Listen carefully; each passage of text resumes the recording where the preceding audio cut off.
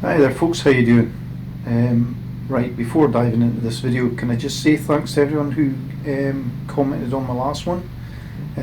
Alright, we didn't all agree that the belly pan was a good thing. Some folk didn't think it was a necessary addition to the bike. Some folk liked it, but all the same, it's good to get the feedback, and I appreciate that even those that didn't like it kept the comments constructive and we all had a laugh about it. Saying that, the belly pan was definitely Marmite, and I may have to reconsider my vinyl wrap, especially after seeing some of the replies. Ronnie, the sign writer that I use, he's mega busy just now. He's snowed under just because businesses are coming back. So I don't know when exactly I'll get the belly pan back. It might be a bit of time yet. Either way, when it does come back, I'll do a quick follow-up video on it. In the meantime, the old power parts spoiler, as they call it, that's back on the bike. Now, while we're here, can I also take the opportunity to remind everyone that this is my own bike. It's not something I've been given, it's my bike. Everything on this channel is paid for out of my pocket, and yeah, occasionally I'm going to put something on it that maybe you don't like, or you wouldn't have put on your own bike. But you can 100% guarantee that if it's rubbish or it doesn't work, I'll tell you. I don't owe anybody a good review. I'm paying for this myself. I'm not affiliated to any companies. I have no sponsors. I'm not a mechanic, an ex-racer, or a journalist. Just a fella with a bike. This is just a little hobby on the side. Okay, so about that can of worms in the title. I had to think long and hard about whether to make this video or not, and I'm guessing that by doing so I've probably opened myself up to some more flack, but it's my channel, so here goes nothing. Normally if you comment on the channel, I'll answer you pretty quickly. It would be unusual not to get an answer within a few hours, certainly in no more than a day. Lately though, lots of the notifications haven't been making it through, but I'll give YouTube a pass there, considering both the pandemic and what's been happening politically. They've probably got staffing issues and way bigger fish to fry than this little vlog. Anyway, last week a comment from the booster plug video that I posted came through to me. And while I was there, I had a quick flick through the comment section, and it turned out that there were loads and loads of comments there that I had no idea about. So I'm really sorry if you didn't get an answer from me, or you thought that maybe I was trying to ignore you. As it happens though, I didn't need to have worried about it, because a really well-known KTM accessory supplier was taking care of things for me by personally answering all of your questions about booster plugs and why they don't work. A big part of me was pretty stoked that they'd watched the video, but then after that had sunk in and I read the comments, I find it quite deflating. Me as a small-time vlogger, how can I be expected to argue with a big-time KTM specialist? It's not like I can produce the charts and graphs and dyno runs that they can to demonstrate that what my findings are. So you can imagine how I felt after reading some of the comments on there. Anyway, I had a short polite chat with them, and they pretty much gave me the same spiel as they had about, well, to all the other commenters. And they said they just wanted to give people some advice and make sure that nobody was being ripped off, as they've tested the booster plug and they can't see that it does anything. So fair enough, that's their opinion. But why sneak about commenting on my channel? Why not set the record straight on their own channel? It's not even like it's their product, so I don't understand what drew them here in the first place. I know that there are other options out there, you know, other good options out there, and some of you have been kind enough to mention them to me, but this is the one that I chose to buy, so I can't really speak for those or say whether they're any better or worse than the booster plug.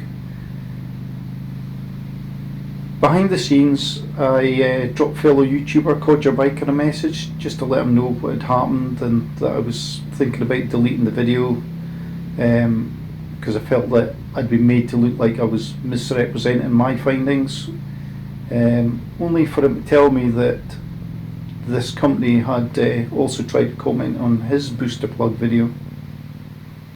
Now, Codger used to run a 790 Duke before buying his Adventure. He remembers the lumpy low-down feeling that it had, and so off the back of my video he bought a booster plug to try for himself. He saw less of an improvement than I did, and he'll explain more of that in his own video. I'll link that at the end of this one.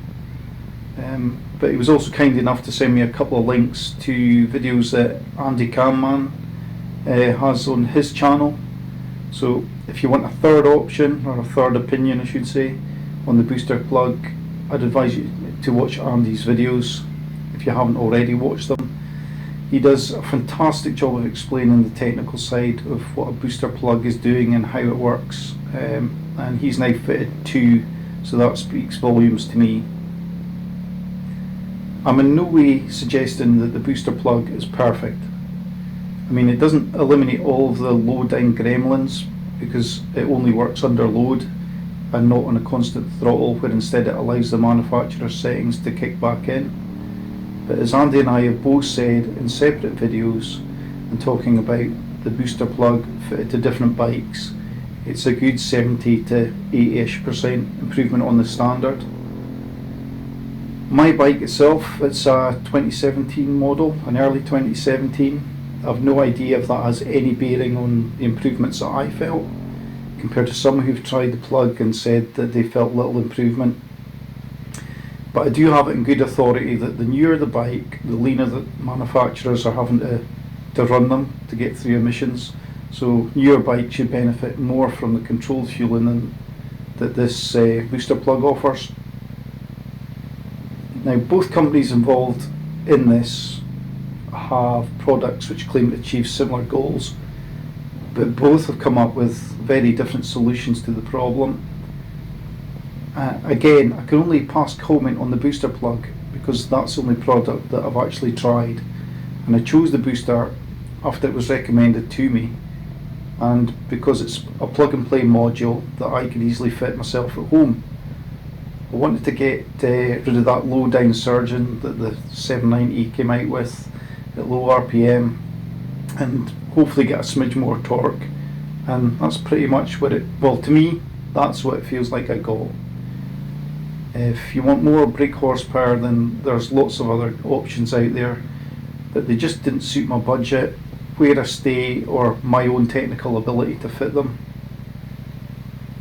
I'd also like to add that the booster, in my opinion, is more suited to everyday riding.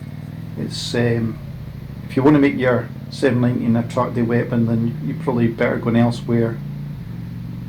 If you do decide to buy one, if you do want to try one, just go directly to the website, because I've been reading that there's a few clones out there which kind of muddies the water, because they do look very similar to the standard one, but you don't know what's inside the little box, and some of them, the little temperature sensor comes in the wrong type of metal. So if you're not sure, play it safe, guys, and I'd stay away from auction sites as well in this case. And hey, if you don't think that it delivers on its promise, then you can always send it back. Booster promises satisfaction or a full refund, which means you can try one out, make your own mind up, and as I say, if you don't like it, box it back up, send it back, and you get your full refund. Codger, he can vouch for you there, because he's done that. He said there was no hassle at all. In the meantime, I'm going to leave the video up. As much as I wanted to take it down initially, I've decided I've nothing to hide. You're all free to read through the comments and come to your own conclusion. I'm not deleting it, and I've not deleted any comments. Folks, I'll only ever give you my honest opinion on here. I don't ever want you to feel misled. I don't want you to waste your hard-earned cash. But for me to be told that we find those plugs do nothing from one of Booster's competitors, that equates to you must be lying or imagining it, and that pressed my buttons big time. It took a few days to kind of decide whether or not I was doing this video just off the back of it. Anyway, look, check out the links below. I've left a few up there. There's a few options. Give me a thumbs up, and please head off and have a look at Codger and Handyman Cam's reviews.